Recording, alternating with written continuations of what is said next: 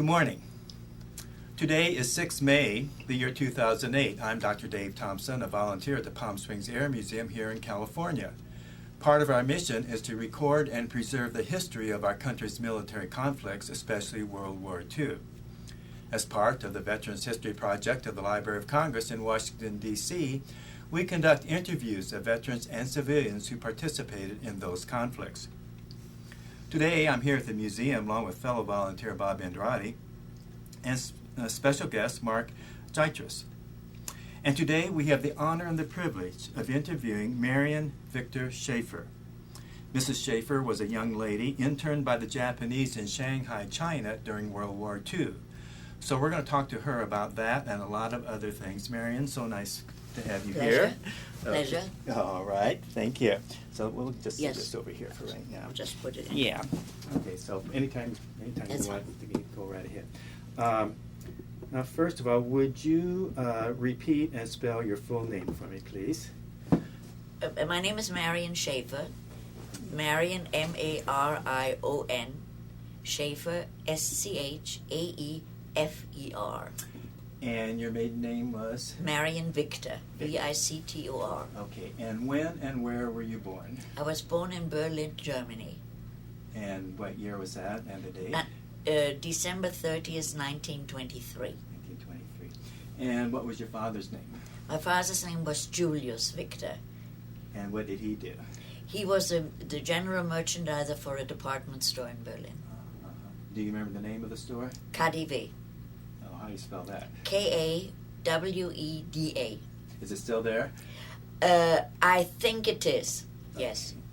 And his ancestors, as far as you know, did they always live in Germany? Yes. Or how far back can you trace them? I can trace it, but I know I visited my grandmother in Düsseldorf, which is the Rhineland. Yes.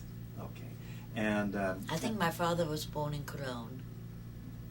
And your mother, what was her name and her maiden My name? maiden name was Ruth Spray, S-P-R-A-I. Okay. And where did your mom and dad meet? In Berlin. In Berlin. Okay. And what about her ancestors? Do you know anything about them? Not very much. My grandparents were pretty old when I was a little girl. They had 9 children, and my mother was the youngest. Okay. And did you have any brothers and sisters? No, I'm an only child. Okay. Where in Berlin did you live when you were growing In the up Western there? District, in Wilmersdorf. Okay. And your family, were they very religious? Did you go to No, church? no, we unless- were conservative Jews. Okay. And well. I mean, we went to temple for the holidays and so on. Yes. Okay. And the neighborhood that you lived in, was it an ethnic neighborhood or what was No, it? Pretty much. it was a completely mixed neighborhood. Okay.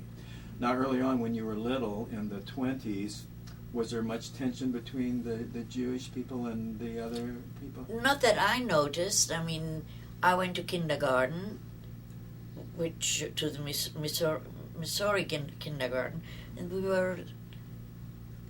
I didn't even realize whether they were, what religion they were or whatever. It wasn't an issue for me. So everybody got along fine. Yeah.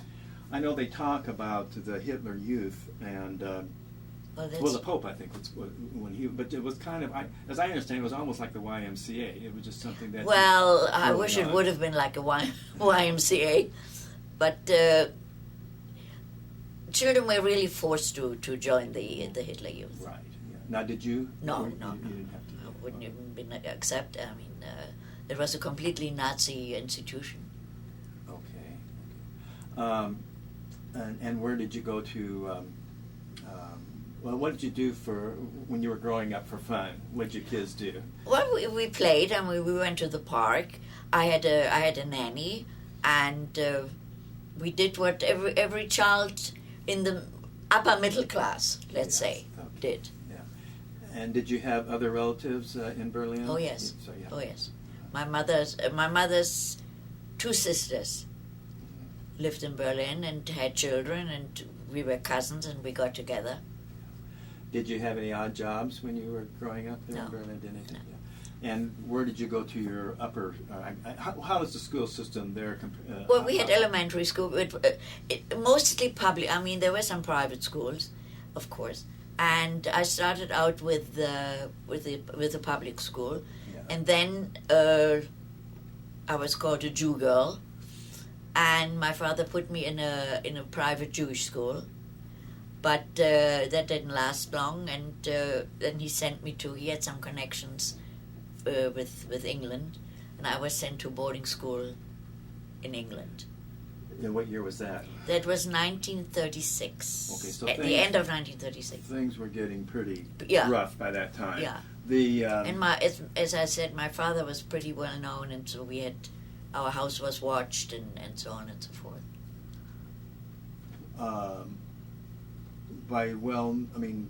As a businessman, watched by who? by the Nazis, Okay. by the police, and so on. Yeah.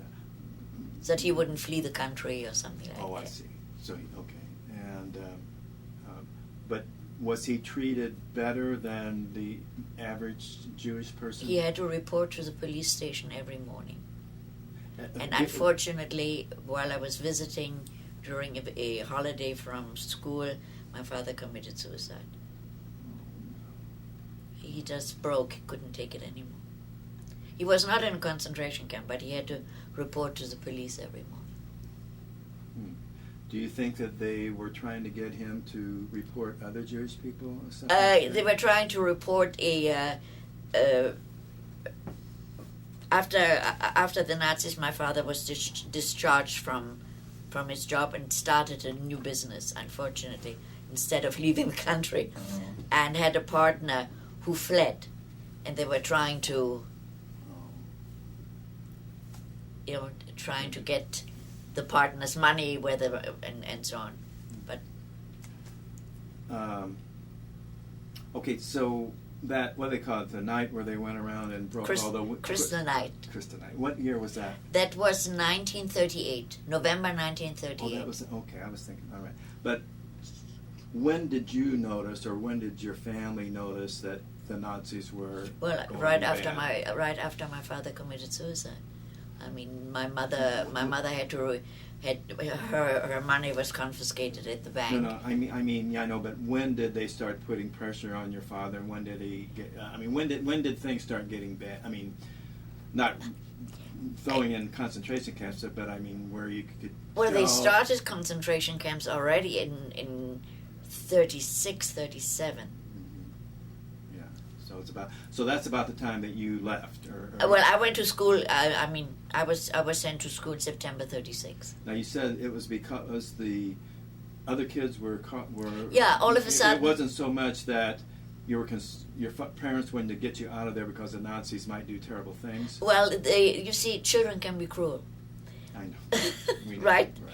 And all of a sudden, I wasn't invited to birthday parties anymore of non-Jewish, who used to be my friends. Yeah. And as I said, I mean, while I was still in public school, they called me Jew girl and things like that. And so you were in 1930. Not that was anything thrown at me or. And you didn't have to wear yellow stars. Not at that time.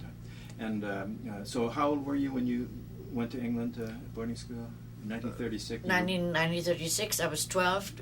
12, yeah, 13, something. because I was born at the end of the year, so it's always. Yeah. Right. Okay. And so, what were your feelings going away from your family at that time? It was pretty tough because not only that, but I didn't speak a word of English. Well, I was wondering about that. If you had taken I spoke English. French and German, but picked it up good. As a child, you pick up a language like that. So, where did you go to London? Or No, I was in Swanage. Where's that? That's the southwest, very close to a resort called Bournemouth. Oh yeah, I think. I think yeah. I think I've heard of that. Yeah, and so, but you adapted pretty easily. You think you adapted pretty well to Oh that yes, life? oh yes, Right, oh okay. yes, oh yes. And how did they treat you there? Very, very nice, very nice. Were there any- Accepted me. No, I was the only Jewish girl. And the strange thing was, of course, the children went to school on Sunday, and I didn't go. I was just sitting there and reading, and they said, Marion, aren't you going to with us? I said, no, my Sunday was yesterday, Saturday. And from that day on, I wasn't allowed to do anything on Saturday. The kids took over. You know, we had to do our own ironing in school and so on. So as I said, they treated me very, very nicely. There was no, I was invited to their homes for weekends and so on. And so how many times did you go back before your father committed suicide? My father committed suicide in 1937. So I went back for the Christmas holidays and then for Easter. Was it a terrible shock to everybody, or could... Absolutely. Absolutely. There was no indication that he would do that. Did he shoot himself? As a matter of fact, no, gas in the kitchen. As a matter of fact, a friend of his met him going for a walk shortly before that. And if he would have known, he would have... And my mother was away, and I was with friends. It was a Sunday. We took a little ride out, and my mother was with her sister playing bridge. So, what did your mother do after that, then? We gave up the apartment. I mean, I went back to school. Right. And my mother moved in with a sister of hers. She wanted to get out of that apartment where that happened. And you talked about Crystal Night. And my mother was out with friends for dinner and was arrested that night, at Crystal Night. The Nazis came into the restaurant and arrested all the Jews. And during that night, and luckily, in quotes, my mother was only taken to the police station, not to a concentration camp, and released the next morning. And during that night, my mother made up her mind that wherever she can go as fast as possible, she'll go. We had an affidavit because one of her sisters lived already in America. But in those days it was all a quota system, and it took a long time. So she didn't want to wait for that. And she heard that Shanghai was an open port. You didn't need a visa. So, and luckily, I mean, although her money was confiscated, she could apply for whatever her needs were, and she was able to book passage, buy steamship tickets to go to Shanghai. And I was in England, and she asked, and I was asked. My uncle was my guardian, one of my uncles. Was he in England? Or no, he was still in Germany. And I was asked whether I would like to stay in England. I mean, I was on a student visa. And the headmistress, of course, was absolutely against me going to Shanghai. 1938, Shanghai had a very bad, which wasn't true. And she said, no way is Marion going to Shanghai. We'll do everything to keep her here. I will make arrangements. It had a bad reputation. For, gambling and Yeah. prostitution and everything. And my uncle said, if Marion wants to be with her mother, I cannot stop her. And so my mother booked passage for myself from London to Shanghai on a Japanese steamer. And my mother joined in Naples, joined the same ship in Naples. Do you remember the name of that ship? Hakusaki Maru.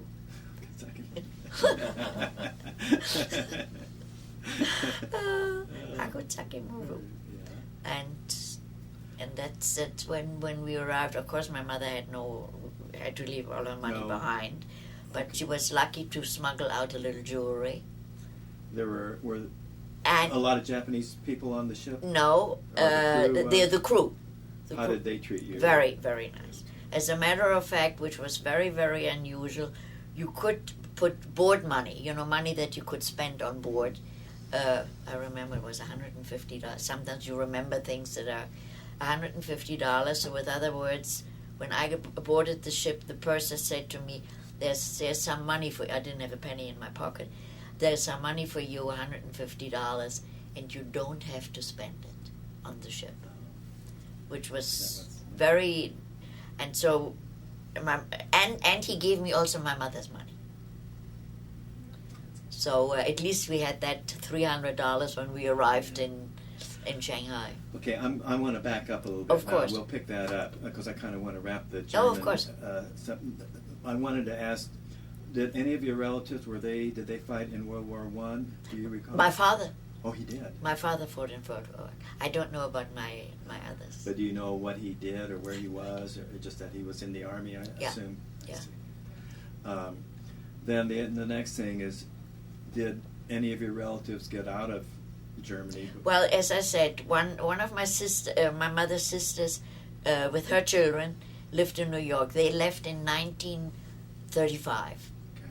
They were smart. Yes. And one of her brothers lived in Holland and lived underground. Was hidden by his girlfriend, by a Dutch woman. And after the war, came to America. And her other brothers were killed in concentration camps. All of them. So how many? Can I ask you a question? Yeah, go ahead.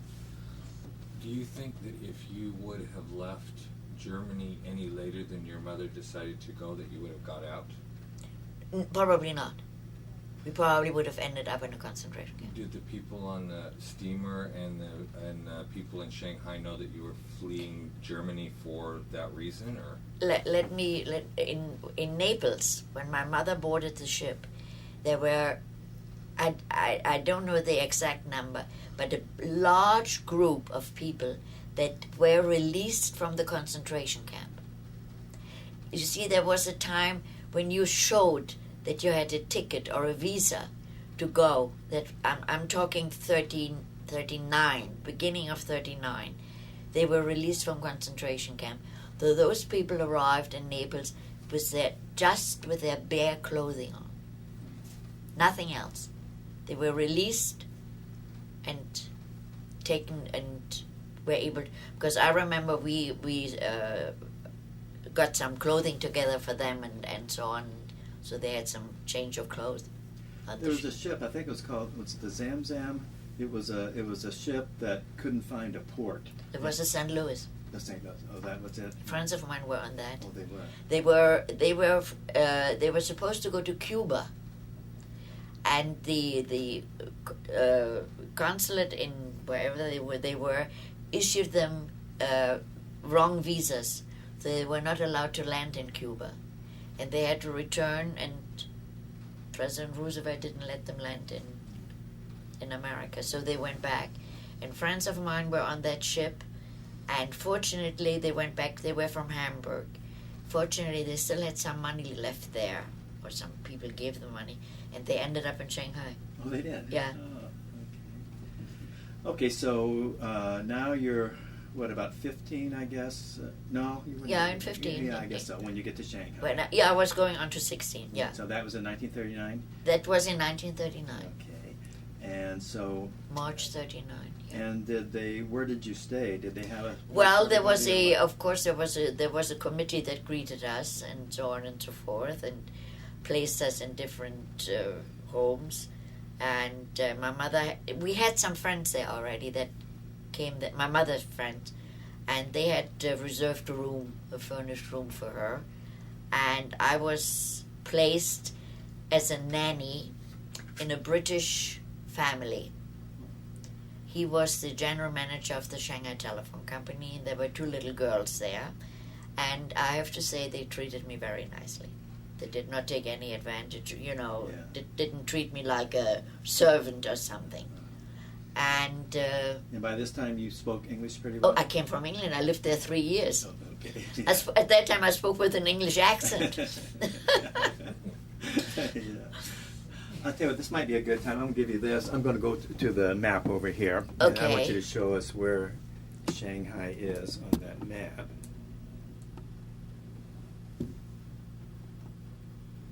Yeah, why don't you just kind of point to it? Oh. I think you can see it's... Here's Shanghai. Shanghai, that's correct, yeah. Now, and so... it's right on the coast, is it? Right Well, it's on the harbor? Wangpu. Oh, it's on the river. Wangpu River. Oh, okay. How far inland is it? It's not. It's right on the. Oh, the mouth of the river. Yeah, as yeah. It goes I mean, out it, into it goes right along. I see. Yeah. Uh-huh. It's the Wangpu River. It doesn't show it here. And what was the population pretty much about that Oh. time when you were there? Do you remember? It was millions of Chinese. Yeah, right. And And- now the Japanese had been Surround- fighting with them for a couple years Oh yeah. already. Basically, the Japanese were always around Shanghai. But they had, when you got there, they didn't control it? Not at all. Okay. There was Yeah, that's right. They were fighting up in Manchuria. That's were they right. not? Yeah, yeah. That's right. And there was a British concession. There was a French concession in Shanghai, but it wasn't barbed off. I mean, it was free I see. to go. Yeah. And so were there many Japanese people? Probably not, I No. suppose, if they were fighting No, them. no. Yeah, right. There were not many Japanese. Yeah. And did you have much dealings with the Chinese population? Well, as I said, I was a nanny, not for I mean, for quite a few months. Excuse me, quite a few months. Yeah. And then I met a lady, and she said to me, "Do you want to be a nanny all your life?" And I said, "No, not really." She said, "Well, you speak 3 languages. Why don't you go to business school?" And I said, "I can't afford it."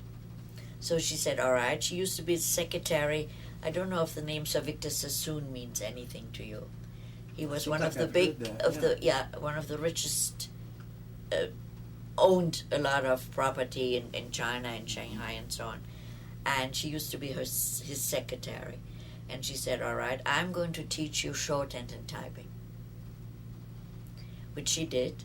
And after a certain time, she said, "Now you're ready to find a job," which I did. There was somebody looking for a bilingual secretary, which was the Compagnie Continentale de l'Indochine, in America known as the Continental Grain Company, one of the biggest grain companies. And they hired me, and I stayed there until, and my bosses were British, and when the war broke out, when Pearl Harbor came, the Japanese were right there, and arrested every British American, every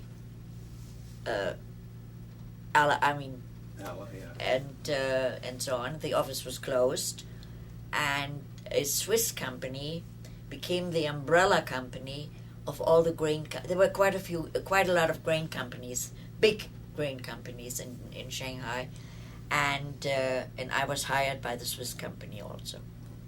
Now, were you going to school at all? No, while you were over there? No. I had to make some money. Yeah. I couldn't afford to go to school. You grew up pretty fast, didn't Yeah, you? yeah. I couldn't afford to. My advantage was that I spoke 3 languages, so I never had a problem finding a job. Now, did you know much about, well, obviously you knew what was going on in Germany, but did you know much about what was going on in the Far East and the likelihood of a war coming Well, with the Japanese? Well, I mean, there was a little bit. They were playing, but I mean, not on the scale that it Yeah, became. well, the war broke out in 41, in Europe. Well, 39. In the 39. Right, My mother's birthday, I never forget that, September 1st. Yeah. And, 39, absolutely. And we were actually not affected by it at all. My mother opened a little boarding house in the French concession, and I had a job. I mean, we didn't make any money, but we had food Was allowed. there a German area in Shanghai too? Not a real German area, but there were Germans, Yes. but we had no Contact. contact. And of course, I mean, there were Jewish refugees arrived. At the end, we were 20,000 there. 20,000 at the end of by the time that everybody could come, we were 20,000 refugees. Oh. European refugees. There were a lot of Russian Jews there who came after the revolution 1918 from Russia, who did very, very well. White Russians? White Russians and also Sephardic Russians and so on. It was a big international mixture, which made it interesting. How did you take to the food? You could have any European food. They got you on, so. Yeah. Chinese food was very good there. But in 1940, 41, leading up to, did anyone talk about the tension between the East and the West? I mean, we're between Japan and America and all that stuff. British. I mean, we knew there was some tension, but it wasn't really prevalent, you know. It came as a surprise. I mean, like Pearl Harbor came as a surprise to America. Right. So it was a surprise to you. So again, do you remember exactly what you were doing when you first heard the news? I tell you quite honestly, we lived in the French concession and did not really realize that the harbor was bombed. There were American ships, British ships, Italian ships in the harbor. So there was bombing in Shanghai? Absolutely. That same day? The harbor was destroyed. The ships were sunk. The sailors and officers were taken into camps right away. And as I said, I went to the office, not knowing what happened. The only thing I was surprised, across from the street from our office was the Shanghai Gas Company, and it was closed. And there was a Japanese soldier standing in front of it. That's when I realized something's wrong. So they came in right away. They were there. Of course, they were there. They were there anyway. They were there. And our office was closed, and the Japanese soldier was standing in front of it and wouldn't let me go. And I was stateless. I couldn't identify myself, actually, because, you know, we were declared stateless. And I remember that my boss had a French cousin, and I was lucky. I called him, and he came over, and he identified me to the Japanese, and I was let go home. I mean, it's it's strange. Yeah. But anyway, and then of course we were left alone. That was 1941. Actually, we were not bothered by the Japanese. I guess maybe I didn't quite understand. During these 2 years, now you were a nanny for a while, but I was taken over by the Swiss company already. Okay, but where did you live? In Frenchtown. But I mean, in houses or in a house, in a very pretty house that my mother rented as a boarding. Oh, okay, that's what I was wondering. So yeah, they didn't have. No, in those place where it wasn't like a concentration. You could live in those days when we arrived. It was completely international. We could live anywhere we wanted. Okay, all right. And so, how after the Japanese came in, how long did that last? Until there was a declaration, a proclamation made at the end of 42, declaring that by March 43. all the refugees who arrived prior to 38 had to move into a designated area called Hongqiu, which was the worst part of Shanghai, which was completely bombed out in the 1933 Japanese War. There were already quite a few refugees living there because it was very inexpensive. And there were camps made. The Jewish committee made camps up there, and people lived there who couldn't afford to live anywhere else. Was it dangerous, getting robbed or beaten up or anything? No, like no, that? no, not at all. Not at all. I mean, the Chinese pilfered. I mean, they took your bag from just like they do in New York and everywhere else. Yeah. But you had to look out for that. Right. But you were not afraid of your life. They wouldn't kill you. They didn't do that.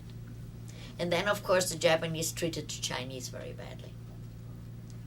That was something they did. And the Japanese treated you all right at that point. At that point, yes. Okay. I mean, all right.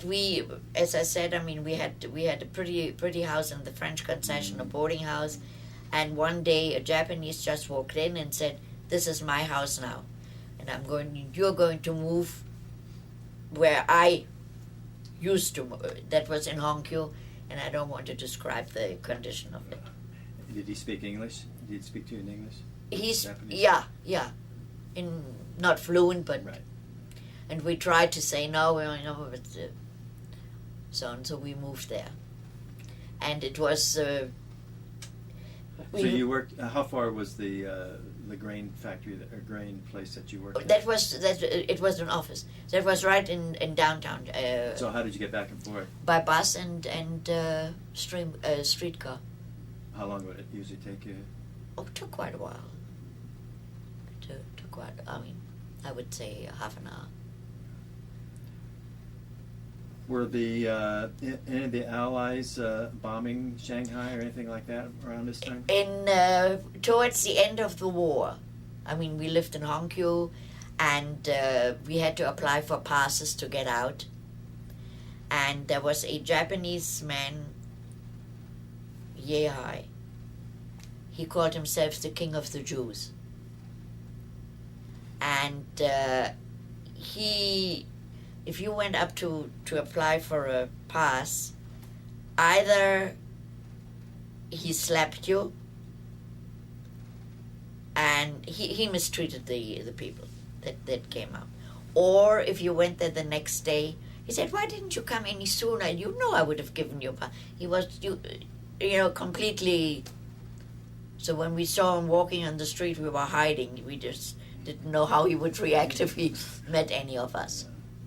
But he called himself the King of the Jews. Now, did you have a boyfriend or fiancé sure. or anybody? I had a boyfriend, and... what was his name? This is a very funny story. His name was Schaefer, and he... How shall I say it? He didn't want to commit himself and to marriage or anything, and because we were all very poor, and he didn't know after the war what would happen, and he didn't have an affidavit. He only had a visitor visa. Anyway, we broke up, and I got married in Shanghai towards the end of the war to a man called Walter Cohen,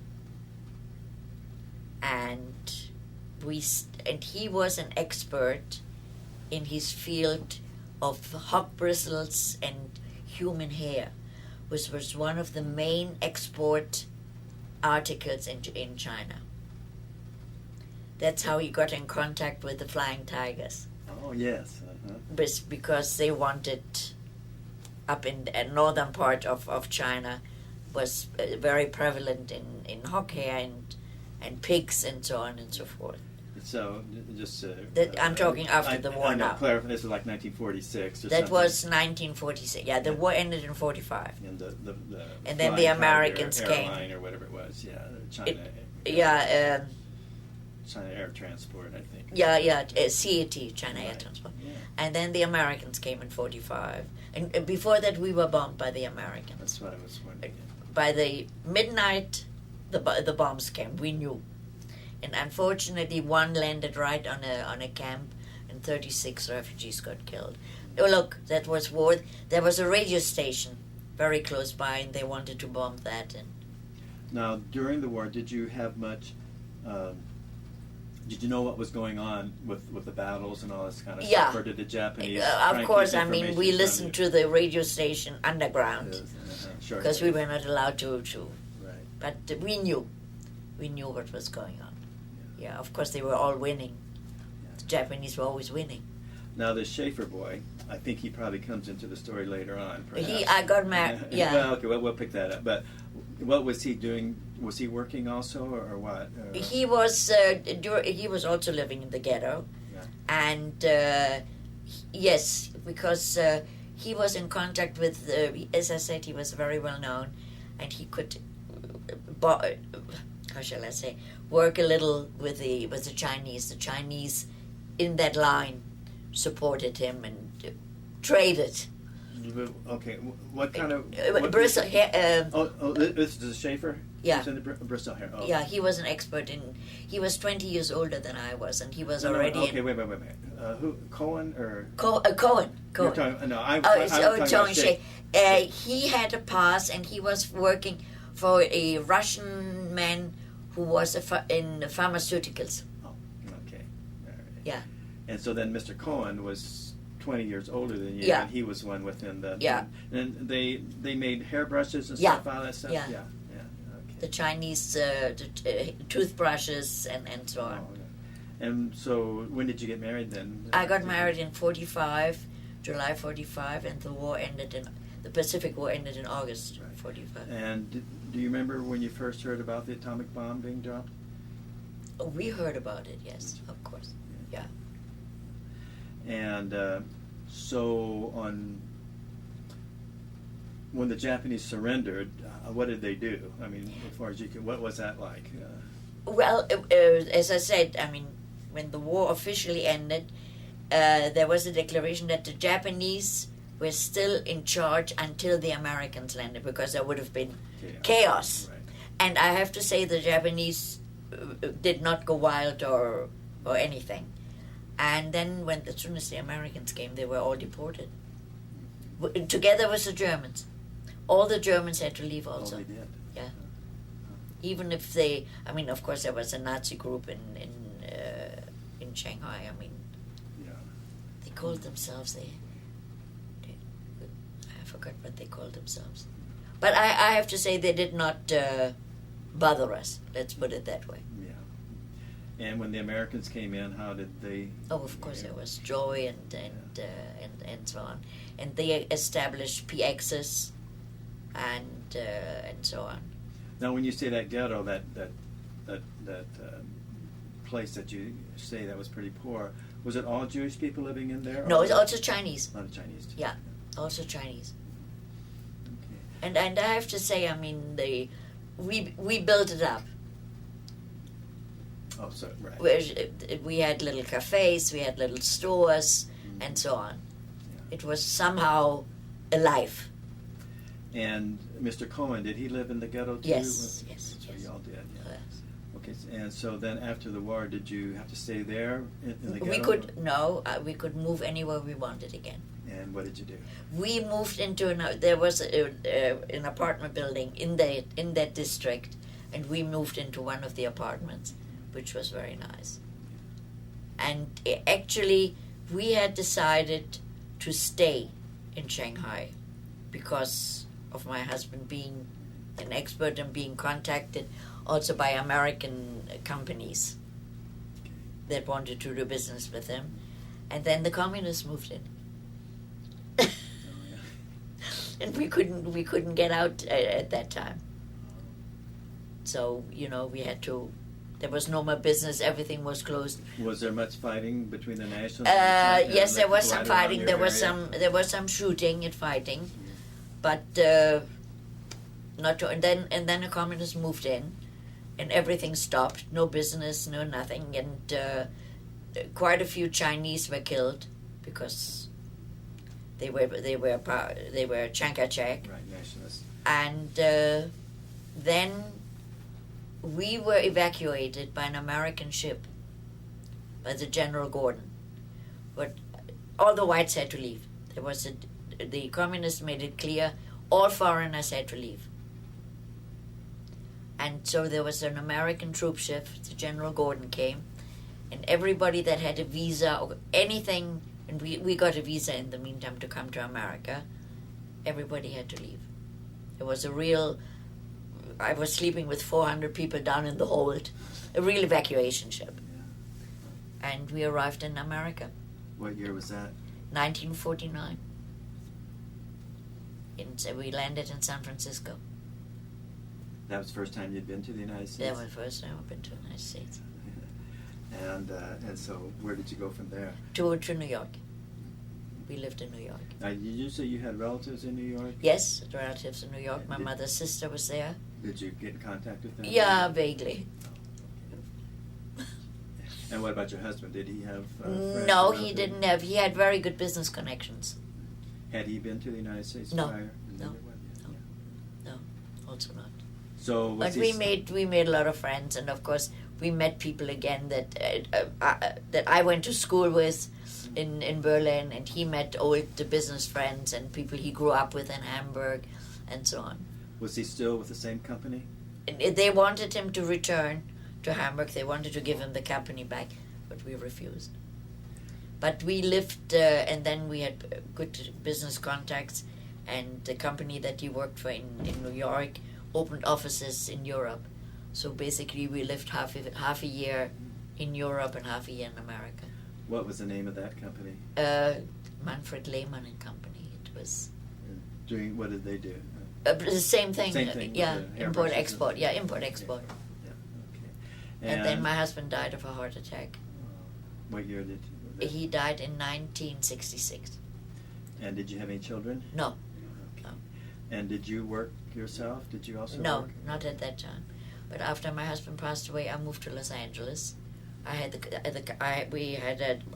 that time we had established our own company, and I didn't want to run it. Import export. Import export. I didn't want to run it and merge with another company. Moved to Los Angeles because I had a lot of friends there and so on. And then I lived there for 6 years, and then I met Mr. Schaefer again. How did that happen? How did that come about? That came about at a so-called Shanghai reunion that he happened to be in Los Angeles. And the Shanghai reunion was in Palm Springs, of all places. What year was that? It was in 1971. Gosh. Yeah. Huh. And I was single. And I was working I was a manager for a company we imported sweaters and the owner had a knitting factory in Hong Kong, and I was a manager in Los Angeles, and they talked about the Shanghai reunion people talked about the good old days, in quotes of course, of Shanghai. And they said, oh, by the way, do you know that Marion Victor lives in Los Angeles now? He said, what are you talking about? Marion lives in Los Angeles and is married to Walter Cohen. They said, no, Walter passed away and she's widowed. Anybody got her telephone number? I moved back to New York and married Hans Schaefer. And what was he doing then? We had, that was a family-owned business. We had bottled water and water coolers. And where did you live in New York City? I lived in Westchester County in White Plains. And when did you start playing tennis?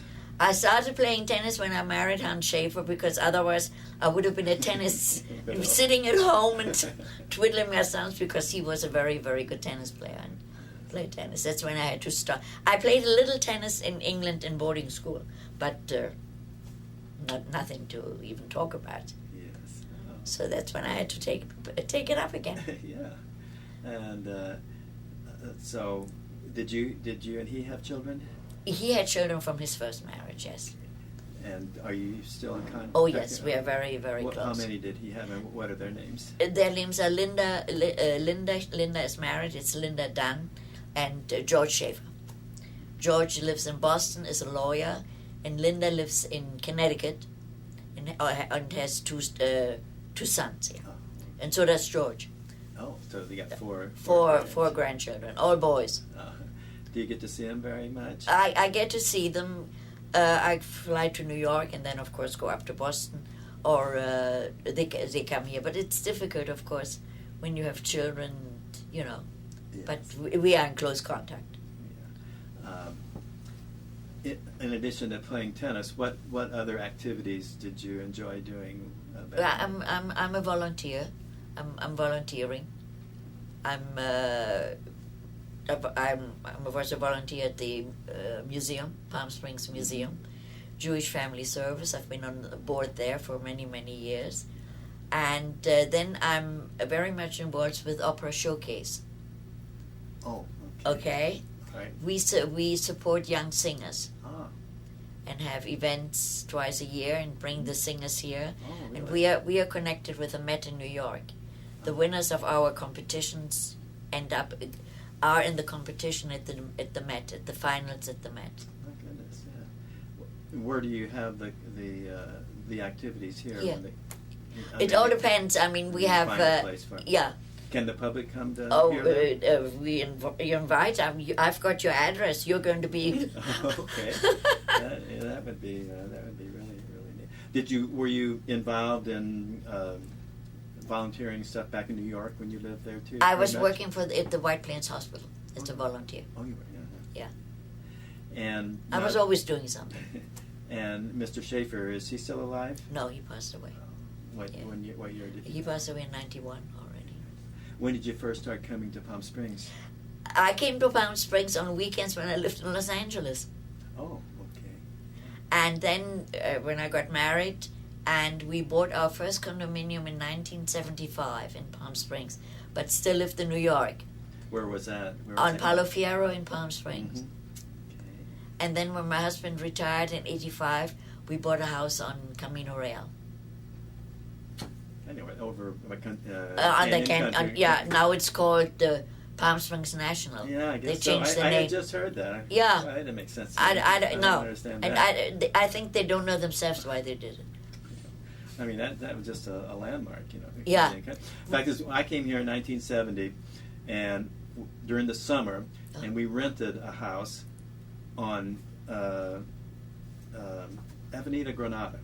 Yeah, around the corner. Right around the corner from there, and At Villa Roma? At Villa Roma? No, it was a house. It was just a on house. the street. Yeah. Yeah.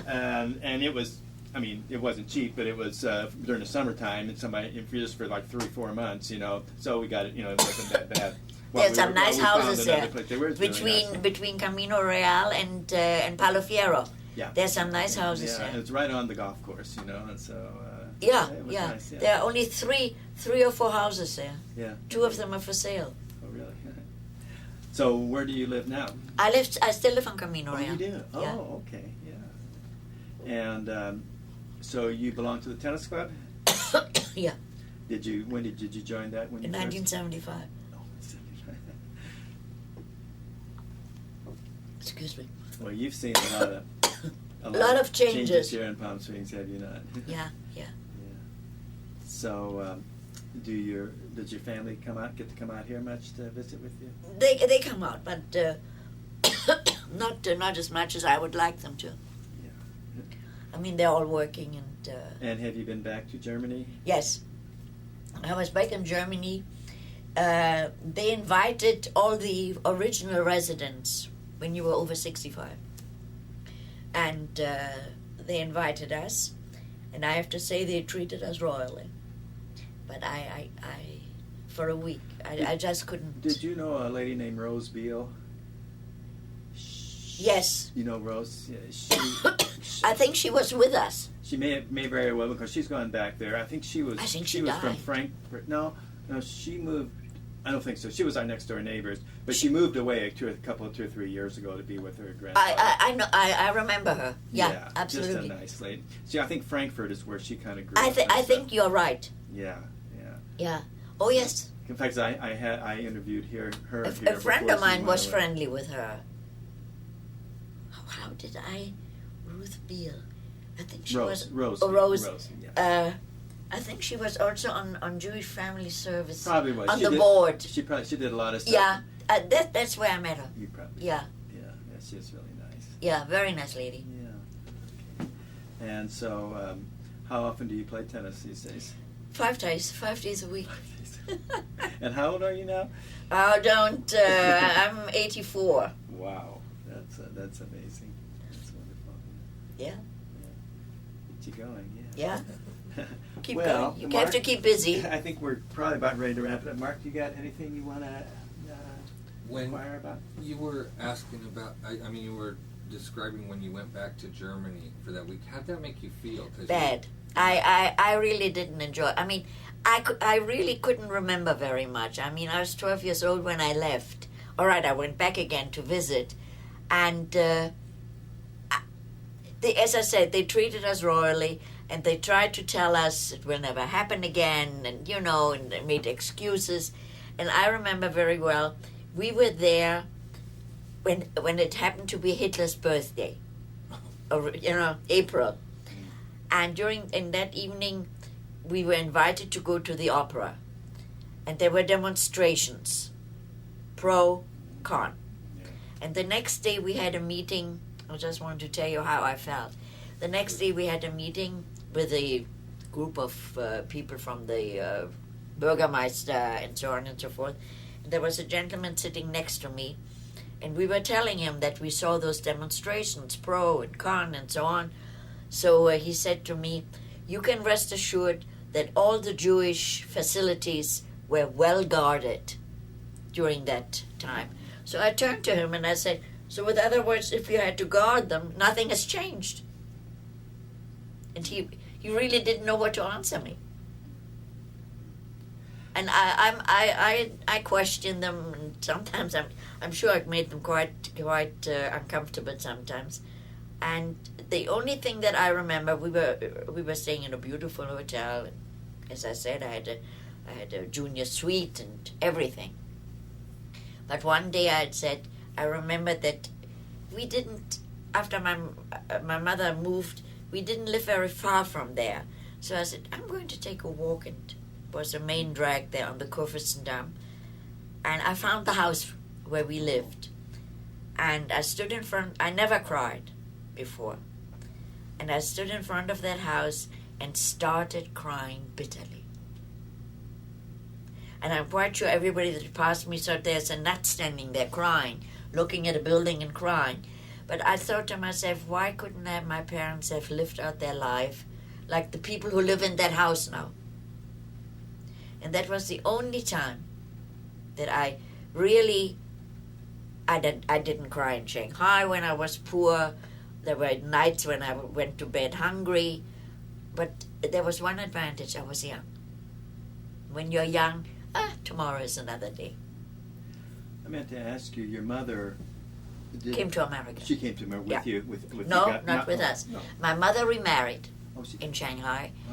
and married a man with a Polish quota, which was the worst quota to come to America. And she was evacuated she stayed in Shanghai where we were still there. They couldn't leave because they didn't have any papers. And she was evacuated in 1951 to Italy and put in a camp there. And we were, as I said, we lived partially, and we were able, I because of some business connections, I was able to get her out of that camp into a furnished place, so at least she could live decently. And in 1953, we were able to get her to America. Was her husband still Yes, with her? yes, Right, yes. Oh. And her husband had a daughter also from his first marriage who lived in America, and we were very, unfortunately she passed away, but we were very good friends. Did you have any friends that went to the Holy Land? I mean, to the Israel? Oh, Yeah. yes, I was in Israel also. No. I meant Who immigrated? Who immigrated. Oh, yes, What- from Shanghai. That's what I was wondering. Yeah. You see, even we had an Israeli visa. When we had a problem of when it took so long to get in America, we got an Israeli visa. Oh. But it didn't, then it happened that we were evacuated. Did any of them get over there? I know there was, when the British were turning and then there was that fighting and stuff going on. Did anyone get involved in that? The sister of my father left Germany in 1933 and went to Israel. But to this day, I don't know how they got in, but they lived there. So, Now- a lot of people after the war scattered all over the world: Australia, Israel, America, and so on. Some went back. Some of the older people. I mean, the Germans offered us passports, wanted to give us back our nationality, Back to Germany. back to Germany, and even offered us. My sister-in-law and her husband went back to Hamburg. He had a problem coming to America. They gave them money to settle down, gave them an apartment to live in, very very lovely one because we saw it. So those people that went back were treated very well. They're given the opportunity to make a life on themselves. I mean, of course, we all said, how can you go back? But the older people who didn't speak English, didn't want to start all over again, had the opportunity to get some money to settle in again. I said, I can understand it. Yeah. Absolutely. Now, did any of your family or relatives, fairly close relatives, survive the war in Germany? My uncle, who lived underground in Holland, Right. came to this country. My sister of my mother's lived in America already since 1935. That was the only But- one. All the others and- vanished. Nobody that stayed survived that you know of. There was one, there was one brother who lived in Peru. In Peru, in South America. Yeah, I know, but I mean, there was no one who lived in Germany for the duration of the war that Who- survived. That no. actually lived. Only ones were the ones that got out prior. Yeah. And my uncle who lived underground in Holland. I know, but he was still out of Germany. He was out, yeah, but in Yeah, but Holland, still, well, yeah, he was still under the yeah. Nazis. Yes, that's He lived underground. Right. How did the Nazis determine whether you were Jewish or not? What if you didn't say you were Jewish, or how did they do that? They went. The Germans had, you know, the Germans were Germans. They knew. They're meticulous about Yeah. every little thing. They went to the synagogues and unfortunately also the names, you know, And Levite, Cohn, and I Schoenberg, you know. did it But they matter? knew, Did- and one German told the other one, "There's a Jew living in my house," and so on. Oh. You know, Even if you said to them, "I'm not No, Jewish," no. he they, wouldn't- they, and- they could find out. They Just could like find out, with yeah. fingerprints or And- anything. I had a cousin wondered that. from that uncle that lived underground. He was married to a non-Jewish woman who turned Nazi, and he was divorced. They had a son who was a half Jew, and at first they let them live as Germans, and this boy, this cousin of mine, chose to live with his mother. But after a certain time, the half Jews were rounded up, and my cousin lived underground.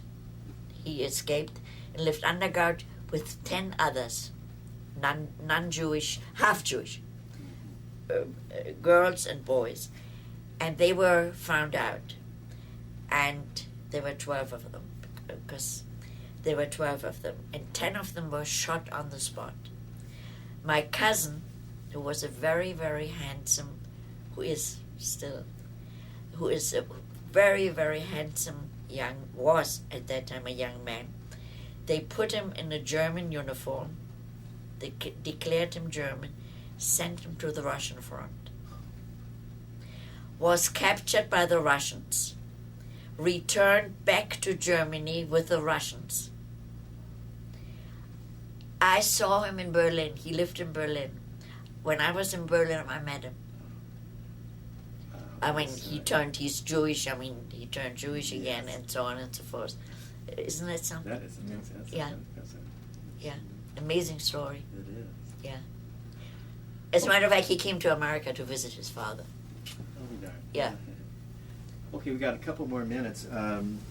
Marion, thank you so much for coming in. Now, do you have anything that you would like to share with us before? No, we end? actually, I told you everything.